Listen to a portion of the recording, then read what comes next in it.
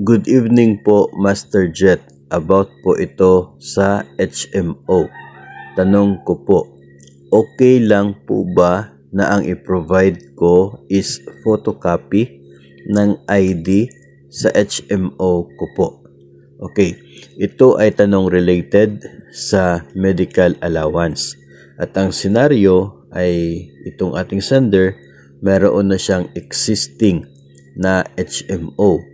Meron na siyang ID as a proof na siya ay may hinahawakan na HMO sa ngayon. So ano po yung pwedeng option?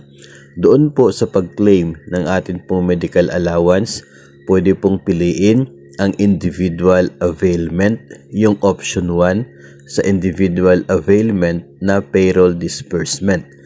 Ito po ay intended para kung si personnel ay mag-avail ng bago o kaya ay mag-renew ng kanyang sariling HMO. Pwede rin naman kung kayo po ay beneficiary ng HMO ng partner po ninyo, pwede rin po. Dito ang mangyayari ay ibibigay ang 7,000 na medical allowance sa inyo through payroll disbursement. At ang condition ay dapat mag-comply itong binigyan ng 7,000 ng pag-submit sa any proof para siya ay ma-justify yung pagtanggap niya po ng 7,000.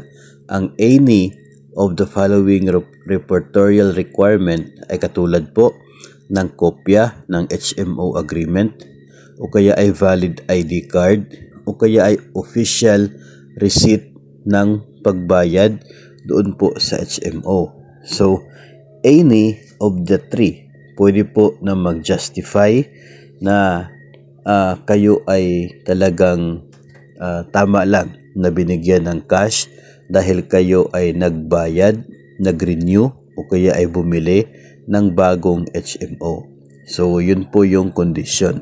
So, pwede po talaga na valid ID lang ninyo ang i-present sa inyo pong SDO as a proof na kayo ay mayroong sariling HMO. Pero yung pag-present po niya ay later na after po binigay sa inyo yung 7,000 na medical allowance. Tandaan, ang piliin yun pong individual availment sa sa HMO, individual availment, tapos yung option number 1 which is payroll disbursement.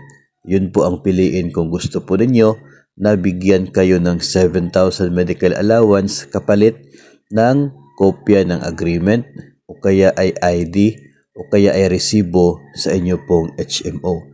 Again, ito po ay applicable kung tayo mismo yung nakapangalan sa atin yung HMO o kaya kayo po ay beneficiary or dependent o ano bang tawag nun ng inyo pong partner. Kumbaga, kayo po ay included na sa HMO niya. So, pwede po yun. Walang problema. Yun po yung isa sa mga options na pwede po natin piliin under the medical allowance na ibibigay ng Department of Education para sa kanya po mga personnel.